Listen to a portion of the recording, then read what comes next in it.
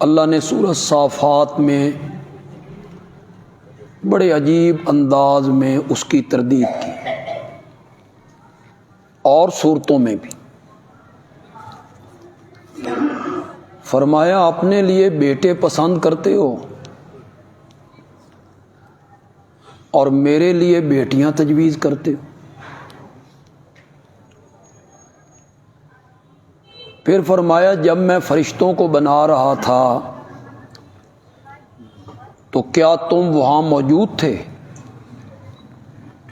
اور یہ مشاہدہ کر رہے تھے کہ میں نے ان کو مذکر بنایا ہے یا مؤنث؟ ایک جگہ پہ فرمایا اس کی اولاد کیوں کر ہو سکتی ہے جبکہ اس کی بیوی کوئی نہیں۔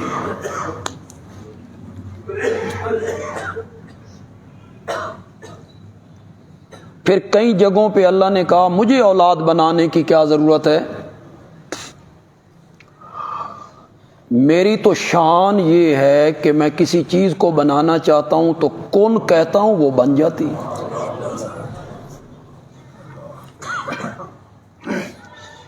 یہ کون اللہ کو کہنا نہیں پڑتا، یہ ہمیں سمجھانے کے لیے، ورنہ اللہ ارادہ کرتا ہے چیز بن جاتی۔ میں نے زمین و آسمان کو نئے سرے سے بنایا، اس کا پہلے کوئی مادہ، کوئی خاکہ، کوئی نقشہ موجود نہیں تھا، اور میں نے نئے سرے سے زمین بچھا دی، آسمانوں کی چھت بنا دی، مجھے اولاد بنانے کی کیا ضرورت؟ یہاں اللہ نے ان کے عقیدے کی تردید کی کہ وہ کہتے ہیں کہ اللہ نے اولاد بنا لی ہے، ہمارے نبی اللہ کے بیٹوں کی طرح ہیں۔ تو اللہ اس کی تردید کرتے ہوئے سب سے پہلا جملہ جو استعمال کرتے ہیں وہ ہے سبحانہ، کہ اللہ کی ذات ان چیزوں سے پاک ہے کہ اس کی کوئی اولاد ہو، اس میں سے کوئی نکلا ہو یا وہ کسی میں سے نکلا۔ تو یہ اللہ کی ذات ایک ہے، اور اللہ کی صفتوں میں سے ایک صفت ہے لم یلد ولم یولد۔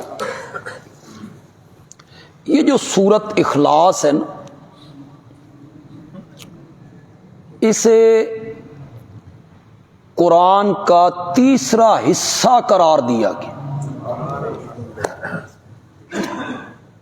حدیث میں آتا ہے کہ ایک مرتبہ آپ نے صحابہ سے کہا آج میں تمہیں قرآن کا 1/3 سناؤں گا۔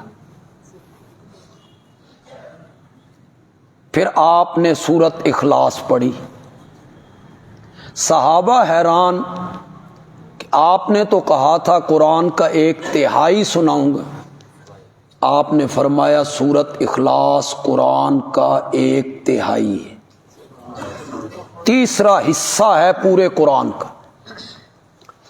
ایک حدیث میں آیا، آپ نے صحابہ سے پوچھا کیا تم طاقت نہیں رکھتے ہو کہ رات کے وقت 1/3 قرآن پڑھ لو؟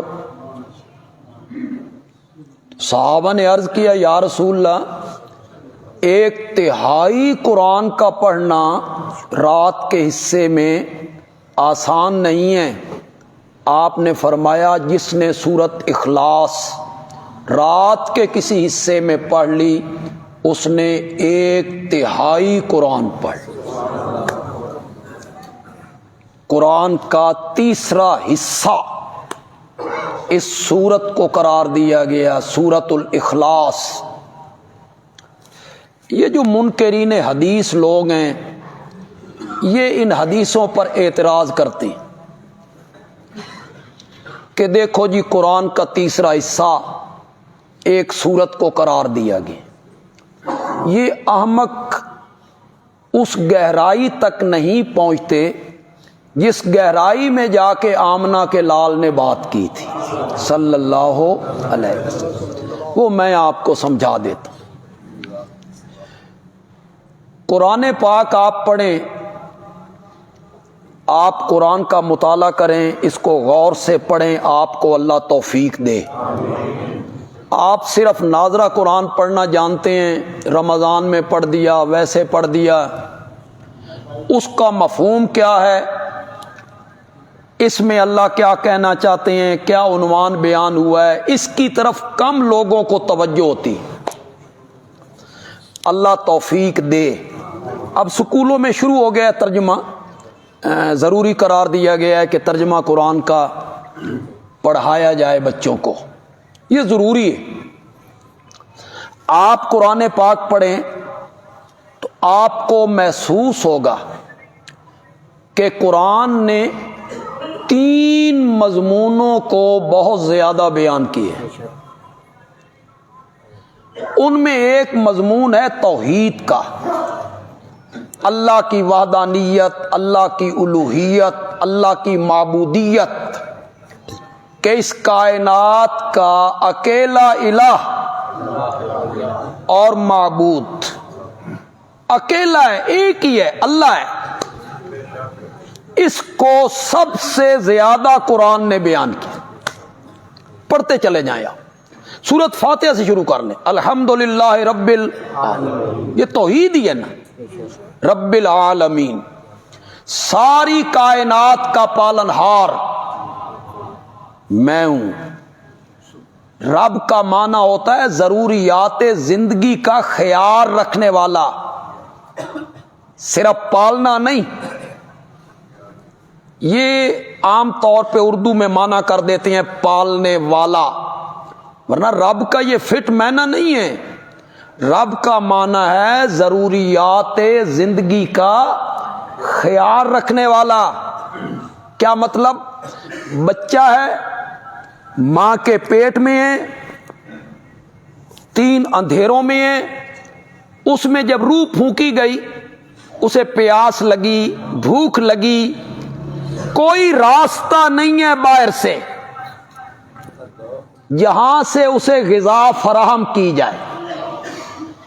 اب جس ہستی نے ماں کا گندا خون ناف کے ذریعے اس بچے کی خوراک بنا دی، ضروریات زندگی کو پورا کرنے والا، موقع کے مطابق دینے والا، جس چیز کی ضرورت ہے، طلب ہے، اس کے مطابق دینا۔ پیدا ہوا تو اس کے دانت نہیں ہیں، اسے یہ نہیں کہا گیا گندم کھا، میں نے ہر چیز پیدا کی ہے، کھا۔ بھینس کا دودھ ہے، پی نہ، اس کے منہ میں دانت نہیں ہیں، اس کا معدہ کمزور ہے، ماں کے سینے میں دودھ کی 2 نہریں جاری کر دی۔ یہ رب ہے، رب اس ضرورت کے مطابق مہیا کرتے چلے جانا۔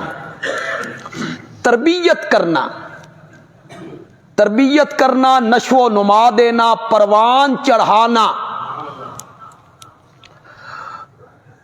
بتانا اس چیز سے نفع کیسے حاصل کرنا ہے، یہ سب رب کی صفتیں ہیں۔ ورنہ کوئی ذہین سے ذہین استاد، افہام و تفہیم کا ماہر کوئی ٹیچر، سمجھنے سمجھانے کے مادے سے بھرپور کوئی مدرس اور معلم، اسے آپ 3 دن کا بچہ دیں، اس نو دودھ چوسن دا طریقہ سمجھا، بتا، سمجھا، پڑھا، نہیں پڑھا سکتا۔ یہ رب ہے جو 2-3 دن کے بچے کو دودھ چوسنے کے طریقے سمجھا رہا ہے۔ یہ رب کا مفہوم ہے۔ ضرورت کے مطابق چیز مہیا کرنا، تربیت کرنا، یہ تو پھر انسان ہے۔ بلی کے بچوں کو کس نے سمجھا دیا کہ تمہاری غذا کہاں ہے اور اس کو حاصل کرنے کا طریقہ کیا ہے؟ 2 دن کے بچے ہیں، 3 دن کے بچے ہیں، انہیں کون سمجھا رہا ہے؟ اللہ، یہ رب تربیت کرنا، پرورش کرنا، پالنا، ضروریات زندگی کا خیال کرنا. تو سورت فاتحہ ہی سے توحید شروع ہو گئی. الحمدللہ رب العالمین. آگے کا الرحمن الرحیم. قرآن تو بڑی خوبصورت کتاب ہے. پھر سورت فاتحہ کے کیا کہنے.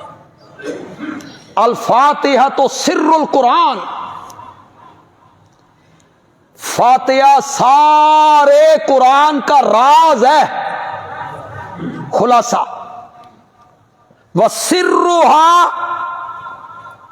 اب میں ترجمہ نہیں کروں گا، سر کا ترجمہ میں نے کر دی، راز خلاصہ. اگلا ترجمہ میں نہیں کروں گا. الفاتحہ تو سر القرآن. سورت فاتحہ سارے قرآن کا نچوڑ ہے. وَسِرُّهَا هَذِهِ الْكَلِمَةُ إِيَّاكَ نَعْبُدُ وَإِيَّاكَ نَسْتَعِينُ. اور پھر اس فاتحہ کا راز اور فاتحہ کا نچوڑ یہ کلمہ ہے، اور یہی سارے قرآن کا خلاصہ ہے، یہی سارے قرآن کا نچوڑ ہے. سارا قرآن اس کے گردا گرد گھومتا ہے. میں کیسے آپ کو سمجھاؤں؟ سارا قرآن اسی کو ثابت کر رہا ہے. اس دھرتی پر عبادت ہوگی تو وہ صرف کس کی ہوگی؟ اسی کو کہا وما خلقت الجن والانس الا لیعبدون. سارے نبی اس کے لیے وما ارسلنا من قبلک من رسول. سورۃ انبیاء ہے، 17واں پارہ ہے، آیت نمبر 25 ہے. وما ارسلنا من قبلک من رسول. آپ سے پہلے ہم نے جتنے رسول بھیجے الا نوحی الیہ، ہم ان کی طرف یہی وحی کرتے رہے لا الہ الا انا، میرے سوا الہ کوئی نہیں. فاعبدون، لہذا عبادت کرنی ہے تو صرف میری کرنی. سب انبیاء یہی کہتے رہے، ساری آسمانی کتابیں یہی کہتی رہی. یہ مجھ سے پہلے تلاوت کر رہا تھا کوئی بچہ، اس نے سورۃ اعلیٰ پڑھی، ان ھذا لفی الصحف الاولی صحف ابراہیم. یہ جو مسئلہ ہے نا سبح اسم ربک الاعلی، پاکی بول اپنے رب کے نام کی، کہو سبحان اللہ. سبح اسم ربک الاعلی، پاکی بول اپنے رب کے نام کی. کہہ اس کی ذات میں کوئی شریک نہیں، اس کی صفتوں میں کوئی شریک نہیں، اس کی اولاد کوئی نہیں. فاتحہ کے شروع میں کیا؟ الحمدللہ. میں نے آپ کو کسی موقع پہ سمجھائی تھی ایک بات، پتہ نہیں آپ کے ذہن میں ہے یا نہیں. الحمدللہ اس میں ہے کیا؟ اس بات اللہ خالق ہے، یہ حمد ہے. اللہ مالک ہے، اللہ رازق ہے، اللہ مشکل کشا ہے، اللہ معبود ہے، اللہ شفائیں دینے والا ہے، اللہ کے سجدے. اور سبحان اللہ نہیں، اس کا شریک کوئی نہیں. اس کو موت نہیں آتی، اس کو نیند نہیں آتی. نہیں، لم یلد لا تاخذہ سنۃ ولا نوم. میں نے بڑے آسان طریقے سے آپ کو الحمدللہ سبحان اللہ سمجھا دی. الحمدللہ کیا ہے اور سبحان اللہ نہیں. اس کا وزیر کوئی نہیں، اس کا مشیر کوئی نہیں، وہ کھاتا نہیں، وہ پیتا نہیں، وہ سوتا نہیں، وہ تھکتا نہیں، اس پر موت نہیں۔ یہ نفی، یہ سبحان اللہ ہے۔ سبح اسم ربک الاعلی، پاکی بول اپنے رب کے نام کی، کہو سبحان اللہ۔ کیوں آپ کو دقت ہو رہی ہے؟ ایک دفعہ کہنے سے جنت میں ایک درخت لگتا ہے جس کے سائے کے نیچے عربی گھوڑا دوڑتا رہے تو اس کا سایہ ختم نہ ہو۔ کیا مطلب ہے کہ تسبیح میں سبحان اللہ سبحان اللہ سبحان اللہ، ادھر سبحان اللہ ادھر قبروں پہ سجدے، ادھر تسبیح سبحان اللہ غیر اللہ کی نیازیں، ادھر سبحان اللہ ادھر جو کچھ مجھے دیا ہے میرے حضرت صاحب کی نظر کرم ہے، ادھر سبحان اللہ ادھر میری جھولی بھر دو، کسی اور کو کہنا۔ اس بندے کے لیے درخت نہیں لگتا، موحد بندہ جب کہتا ہے، جس کا نظریہ یہ ہے اس کا شریک کوئی نہیں، اس کے سوا داتا کوئی نہیں، اس کے سوا دستگیر کوئی نہیں، اس کے سوا غوث اعظم کوئی نہیں، لجپال کوئی نہیں، غریب نواز کوئی نہیں، کھوٹی قسمتیں کھری کرنے والا کوئی نہیں، عطا کرنے والا کوئی نہیں، جھولیاں بھرنے والا کوئی نہیں، شفائیں دینے والا کوئی نہیں، اولاد دینے والا کوئی نہیں، سجدے کے لائق کوئی نہیں الا اللہ۔ یہ سبحان اللہ جب موحد بندہ کہتا ہے نا تو جنت میں درخت لگتا ہے۔ سبح اسم ربک الاعلی، باقی بول اپنے رب کے نام کی، اس کا کوئی شریک نہیں، اس کی ذات و صفات میں اس کا کوئی ساجی نہیں۔ ان ھذا لفی الصحف الاولی صحف ابراہیم و موسیٰ۔ میرے پیارے پیغمبر، یہ مسئلہ ہم نے صرف قرآن میں بیان نہیں کیا، یہ ہم نے پہلی کتابوں میں بھی بیان کیا تھا۔ تو قرآن میں ایک مضمون ہے توحید کا، جس کو سورۃ فاتحہ میں علی وجہ الکمال بیان کی، مالک یوم الدین، قیامت کے دن کا کیا ہے؟ مالک ہے۔ دنیا کا بھی وہی مالک، ہمارا کون مالک؟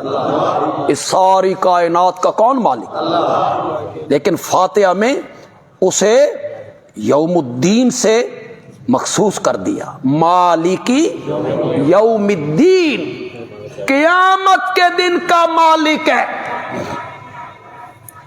علماء نے لکھا کہ اس دنیا میں مالک حقیقی تو اللہ ہی ہے، لیکن اس نے کچھ چیزوں کی عارضی ملکیت ہمیں بھی دے دی ہے۔ یہ مکان میرا ہے،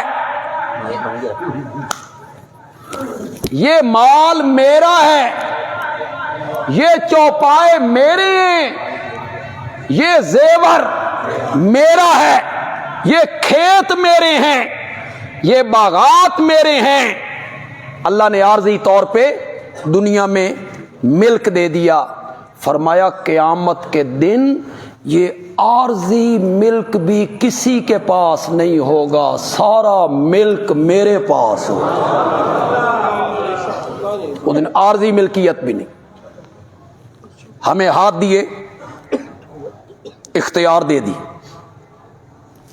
قرآن پکڑ لے تیری مرضی، کوئی فوش کتاب پکڑ لے تیری مرضی، پاؤں دیے اختیار بھی دے دیا، مسجد کی طرف چل تیری مرضی، کسی گندی جگہ کی طرف چل تیری مرضی، آنکھیں دے دی اختیار بھی دے، قرآن پڑھ لے تیری مرضی، غلط چیز کو دیکھ لے تیری مرضی، کان دیے اختیار دیا، اچھی چیز سن لے تیری مرضی، بری سن لے تیری مرضی، زبان دی اختیار دیا، اچھے بول بول تیری مرضی، بری باتیں کہہ تیری مرضی۔ یہ چیزیں ہمیں دے کے دنیا میں عارضی اختیار بھی دے دیا، قیامت کے دن ان چیزوں کا بھی حقیقی مالک اللہ ہی ہوگا، کوئی عضو کسی کے اختیار میں نہیں ہوگا۔ اپنی مرضی سے پکڑے نو، سب اختیار اللہ کے پاس ہوگا، مالک یوم الدین۔ ایک بندہ آئے گا، اللہ اس کے سامنے اس کے اعمال رکھیں گے، تم نے یہ کیا، یہ کیا، یہ کیا، یہ کیا، کہاں ہے؟ لاؤ بھائی رجسٹر۔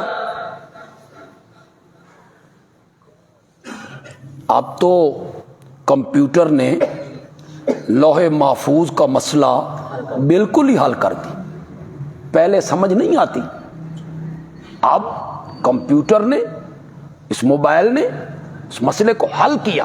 یہ انسان کی طاقت ہے، وہاں رحمان کی طاقت ہوگی۔ سب چیز اللہ کھول کے سامنے رکھ دیں گے، وہ دیکھ تو کیا کر رہا ہے، وہ دیکھ، وہ دیکھ، وہ دیکھ۔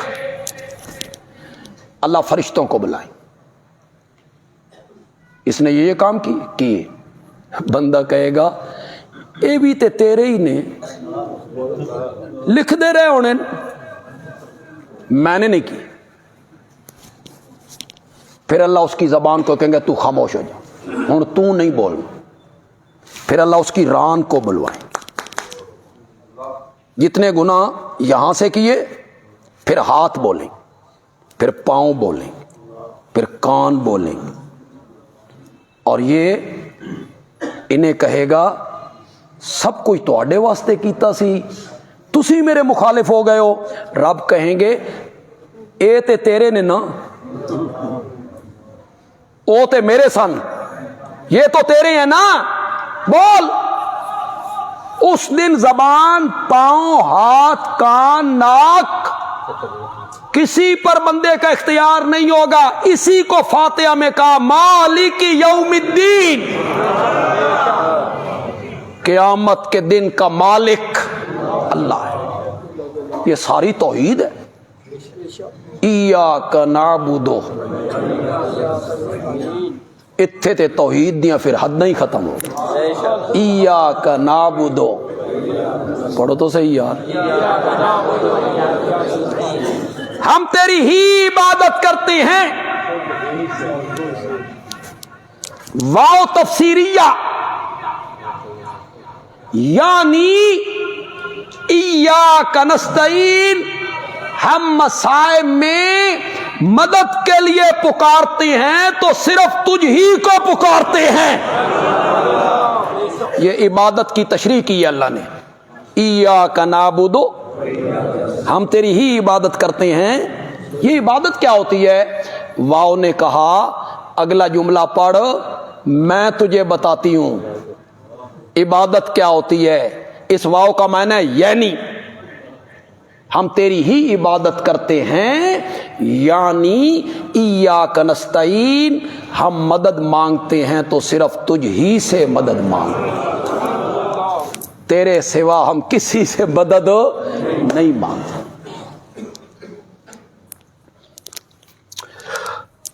کتنے لوگ ہیں جو لوگوں کو چکر میں ڈالتے ہیں، اہل علم لوگ ہیں، مرنا نہیں ہے، قیامت نہیں آنی، جڑے چکر اللہ پھر تو آن دینے نا، تو اڈیاں نسلاں بھی یاد رکھ۔ ایک مولوی صاحب جمعے پہ تقریر کرتے ہوئے ایک بندے کو کہتے ہیں پڑھ بھائی قرآن۔ یہ دو بندی وہاں بھی کہتے ہیں اللہ کے سوا کسی سے مدد نہیں مانگنی چاہیے، پڑھ۔ اس نے پڑھا، حضرت عیسیٰ اپنے امتیوں سے کہہ رہے ہیں من انصاری اللہ، اللہ کی راہ میں میری مدد کون کرے گا؟ اس نے پڑھ دیا، نیچے ترجمہ پڑھ دیا، مولوی صاحب کہا ہاں بولو نا، حضرت عیسیٰ وقت مدد واسطے پکارے آ کے نہیں پکارے؟ کیوں جی کیسی دلیل ہے؟ بولو یار، اور تمہیں پسند نہیں آئی دلیل؟ میں تے بڑی پسند آئی ہے، تو نہیں دل پسند آئی؟ مولانا اتھے پیغمبر آکھ رہا تلویں درجے دے لوگاں نوں، اللہ کا نبی کہہ رہا ہے نیچے والوں کو میری مدد کرو، اس تو ثابت ہویا بھئی پیراں نو مریداں نو آکھنا چاہیے بھئی ساڈی مدد کرو۔ حضرت یہاں سے تو یہ ثابت ہوا کہ بڑے مرتبے والوں کو چھوٹے مرتبے والوں سے مدد مانگنی چاہیے۔ خوف خدا کرو، اللہ سے ڈرو۔ یہ وہ مدد ہے جو ایاک نستعین میں، جو ایاک نستعین میں ہم نے اقرار کیا، اس سے وہ مدد مراد ہے؟ اس سے مراد یہ ہے کہ میری مخالفت ہو گئی ہے، میری قتل کی تدبیریں ہو رہی ہیں، کون میرے ساتھ کھڑا ہوگا؟ یہ ناجائز ہے؟ کوئی ناجائز نہیں۔ وہ مدد مانگنا جو ما فوق الاسباب ہو۔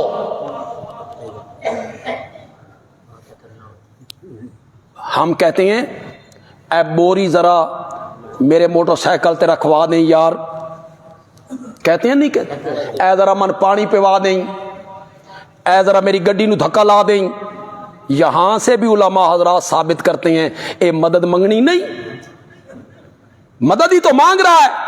میرا ہاتھ بٹا، بوری سائیکل پہ رکھوا، پانی پلا، اور میرا بھائی یہ تعاون ہے، تعاون، استعانت نہیں ہے۔ تعاون دو طرفہ ٹریفک ہے، دو طرفہ ٹریفک ہے، تعاون تعاون۔ آج تو بوری میرے موٹر سائیکل تے رکھوا، کل تینویں ضرورت، یہ تعاون ہے۔ تو میرا تعاون کرتے میں، حضرت مجھے پانی پلا، اور جو ہم اللہ سے مدد مانگتے ہیں ایسے نظریہ منگتے ہیں، یا اللہ آج تو ساڈی مدد کر، کل تینویں ضرورت پہ سکتی۔ شرم کرو۔ یہ دلائل ہیں آپ کے قرآن کی اتنی واضح آیتوں کے متعلق، یہ تمہارے دلائل ہیں؟ میرے آقا نے نام لیتے ہو نبی پاک کا اور محبت رسول کے نعرے لگاتے ہو، غلامی رسول میں موت بھی قبول ہے۔ جس نبی سے محبت کا دعویٰ کرتے ہو، اس نبی نے اپنے چچا زاد بھائی حضرت عبداللہ ابن عباس کو نصیحت کرتے ہوئے کہا تھا، اذا سالت فاسأل اللہ۔ یہ تو عربی آندھی ہوندی تو تساں اس دیتے بھی سبحان اللہ آکھنا سی۔ اب اردو میں تو مزہ نہیں ہے۔ اذا سالتا، جب بھی تو نے مانگنا ہو، فاسأل اللہ۔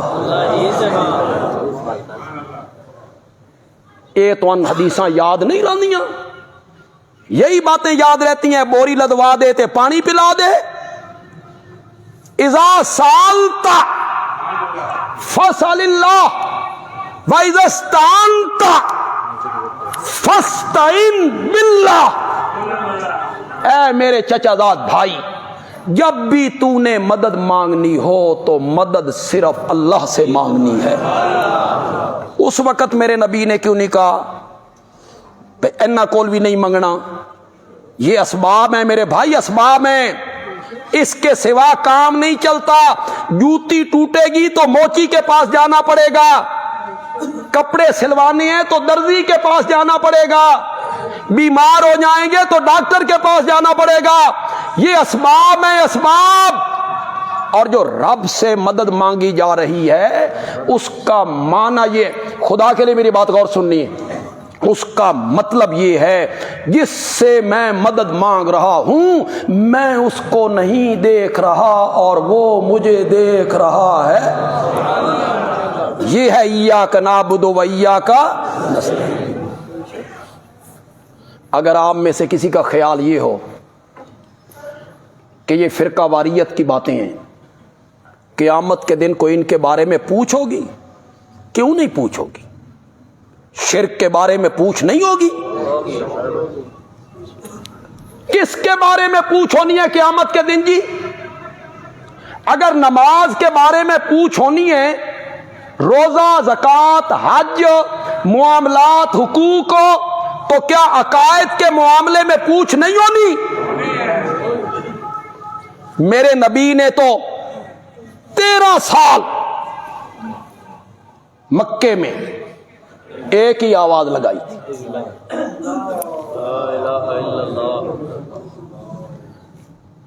نبوت ملے 12 سال ہو گئے تھے، اس کے بعد نماز فرض ہوئی۔ نبوت ملنے کے کتنے سال بعد؟ زور سے بولو، کتنے سال بعد نماز فرض ہوئی؟ روزہ کہاں فرض ہوا؟ مدینے میں 15 سال کے بعد۔ حج کب فرض ہوئی؟ 20 سال کے بعد۔ زکوٰۃ 15-16 سال کے بعد۔ نماز 12 سال کے بعد۔ 12 سال ایک ہی رٹ لگ رہی ہے۔ عقیدہ بناؤ،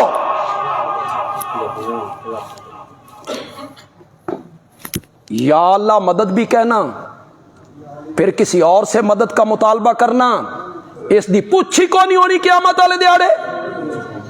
اللہ نے نہیں پوچھنا، اسی کی پوچھ ہونی ہے۔ اور سنو، تمہیں بار بار سمجھا رہے ہیں، ماننا نہ ماننا تمہاری اپنی مرضی ہے، ہر گناہ معاف ہو جائے گا، توبہ سے معاف ہو جائے گا۔ توبہ کیے بغیر مر گیا، توبہ نہیں کی، اللہ کی رحمت جوش میں آ گئی، میرے نبی نے شفاعت کے لیے لب کھول دی،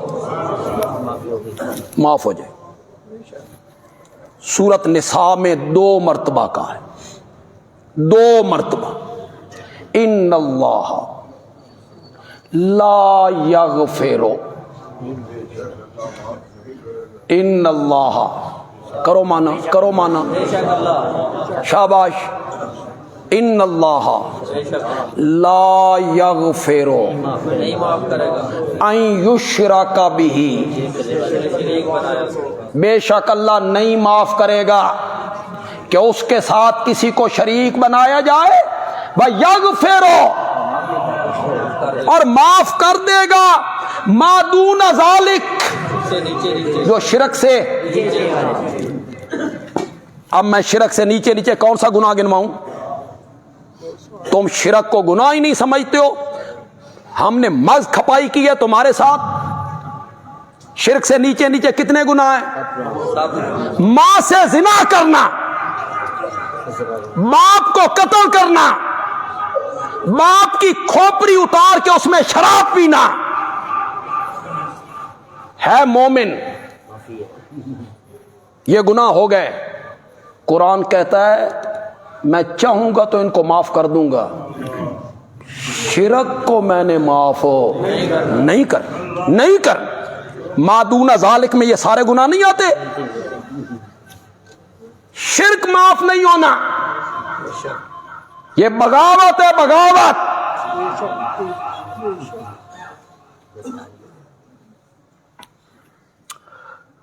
ہنڈیا میں نمک زیادہ پڑ جائے تے توان بلڈ پریشر دی تکلیف ہوئے، اور بیوی کو بار بار کہا گیا ہو بھائی نمک سٹنے ذرا خیال کرنا ہی، اس سے بے احتیاطی ہو گئی، حوصلے والا شوہر کہتا ہے چلو شریک حیات ہے، ہو گئی غلطی۔ یہ حوصلے والے آج کل کم لبدے نے، نہیں تے پیر تے پٹین والے بڑے زیادہ نے، وہ اپنی بیوی کی خدمات سب بھلا دیتے، اس کی قربانیاں سب بھلا دیتے، ایک غلطی میں بھلا دیتے۔ بیوی بغیر 10 سے میکے ٹور گئی، حوصلے والا شوہر کہے گا شریک حیات ہے، ٹر گئی ہے، خیر ہے، کدی جیب اس کچھ پیسے کڈ لے، اس کٹ دیں ویکھ لیا، ٹھیک ہے میرے تے اس کیڑا فرق ہے، بچوں پہ ہی خرچ کرے گی، کھانے پینے پہ کوئی چیز لینی ہوگی گھر کی، خیر ہے۔ بیوی کے بستر پہ دیکھا کسی اور مرد کو، خیر ہے، شاباش بولو نا۔ بیوی کے بستر پہ دیکھا غیر مرد کو، ناقابل برداشت ہے۔ مجھے بڑا تعجب ہوتا ہے، کبھی کبھی لوگ کہتے ہیں اے نبی ولی کوئی اللہ دے غیر نے، اپنے ہی نے، اللہ دے اپنے ہی نے۔ بیوی کے بستر پہ دیکھا سکے بھائی کو، بولو خیر ہے، اپنا ہی ہے۔ بھائی بازو ہوتے ہیں، بھائیوں کے جسم میں ایک باپ کا خون دوڑتا ہے، بھائیوں کے جسم میں ایک ماں کا دودھ شامل ہے۔ بیوی کے بستر پہ سکے بھائی کی شرکت برداشت نہیں کرتا۔ اللہ کہتے ہیں میں بھی اپنی صفتوں میں اپنے پیاروں کو شریک نہیں کرتا ہوں، نہیں کرتا۔ نماز سستی ہو گئی، میری رحمت جوش میں آئی، معاف کر دو۔ کدی روزیں آج کوئی سستی ہو گئی، معاف کر دو۔ زکوٰۃ سستی ہو گئی، معاف کر دو۔ لیکن جب وہ شرک کرتا ہے، شرک ناقابل معافی جرم، میں تمہیں کیسے بتاؤں؟ تم یوں ہی کہہ دیتے ہو کہ یہ فرقہ واریت ہے، انہاں دی کوئی پوچھ ہونی ہے قیامت والے دیہڑے؟ شرک کی پوچھ نہیں ہونی تو پوچھ کس کی ہونی ہے؟ کھولو فیس بک کھولتے ہو، وہاں تم نہیں دیکھتے ہو سروں پہ پگڑیاں باندھی ہوئی ہیں، جبے پہنے ہوئے ہیں، شیخ عبد القادر جیلانی کے مزار پہ کھڑے کہتے ہیں شیخ عبد القادر جیلانی ہماری مدد کر۔ نہیں دیکھتے ہو؟ اگر یہ شرک نہیں ہے، ثانوی دسو بھائی شرک کی ہے، ہمیں بھی بتاؤ شرک کس بلا کا نام ہے کہ بندہ شرک کر کے باہر نکلے تو اس کے دو سینگ اگے ہوئے، پتہ چلے یہ مشرک آ رہا ہے۔ مزاروں پہ کھڑے ہو کے مدد مانگ رہے ہو، ہماری جھولی بھر دے، جھولیاں اٹھائی ہیں تم نے مزاروں کے سامنے، یوں جھولیاں اٹھائی، ہماری جھولی بھر دے، ہم تیرے دربار پہ آئے ہیں، تو ہے جھولیاں بھرنے والا۔ اور میرے آقا نے کہا تھا تیری جوتی کا تسمہ ٹوٹ جائے تو وہ بھی کس سے مانگنا ہے؟ واہ میرے پیارے پیغمبر، امت کو کیا سکھایا؟ حتی شس نالہی اذن قطع، آگے تو میرے نبی نے حد ہی کر دی۔ اتنی نتھی ہوئی توحید، اتنی نتھی ہوئی توحید اپنی امت کو بتائی، فرمایا فَإِنَّهُ إِن لَّمْ يُيَسِّرْهُ لَمْ يَتَيَسَّرْ، مجھے کعبہ کے رب کی قسم ہے اگر رب تجھے جوتی کا تسمہ نہ دینا چاہے تو پوری خلقت مل کر بھی تجھے جوتی کا تسمہ نہیں دے سکتی۔ کیا سکھایا اپنی امت کو؟ کسی جگہ پہ میرے نبی نے کہا میرے کول منگو؟ حد نہیں ہو گئی یار؟ کسی صحابی نے میرے نبی کی قبر منور پہ جا کے التجا کی، درخواست کی یا رسول اللہ جھولی بھر دیں، یا رسول اللہ بارش برسا دیں، کی درخواست؟ نہیں۔ صحابہ کو پتہ تھا، جانتے تھے کہ ہمارے نبی نے قبر پرستی نہیں رب پرستی سکھائی۔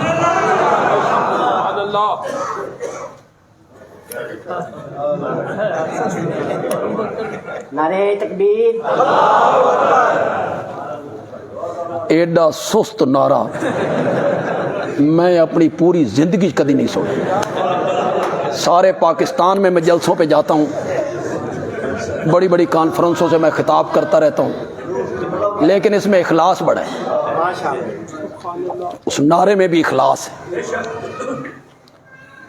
ایک مضمون جو قرآن میں بیان ہوا وہ کیا ہے؟ توحید ہے۔ توحید جگہ جگہ اس کو بیان کیا۔ دوسرا مضمون جو قرآن نے جگہ جگہ بیان کیا اس کا عنوان ہے رسالت۔ اب یوں کہہ لیں لا الہ الا اللہ محمد الرسول اللہ صلی اللہ، میرے نبی کی رسالت کا ذکر، میرے نبی کی عظمتوں کا ذکر، میرے نبی کے مقام کا ذکر، میرے نبی کے احترام کا ذکر، میرے نبی کے ادب کا ذکر۔ میرے نبی کو اس طرح نہیں بلانا جس طرح ایک دوسرے کو بلاتے ہو، نہ اس طرح نہیں بلانا۔ میرے نبی کی آواز پر اپنی آوازیں بلند نہیں کرنا۔ میرے نبی کی محفل میں بیٹھے ہو نا، تواڈیاں آوازاں میرے نبی دی آواز تو بلند نہ ہو جان، ورنہ میں زندگی کے اعمال برباد کر کے رکھ دوں گا۔ ادب سکھائے، نبی کا احترام سکھایا، مقام بتایا۔ یا ایھا النبی انا ارسلناک شاہدا، آگے پڑھو یار، ومبشرا ونذیرا وداعیا الی اللہ باذنہ وسراجا منیرا وما ارسلناک الا رحمۃ للعالمین ولکن رسول اللہ وخاتم النبیین وما ارسلناک الا کافۃ للناس بشیرا ونذیرا یا ایھا المزمل یا ایھا المدثر یاسین طٰہٰ۔ کیا بات ہے!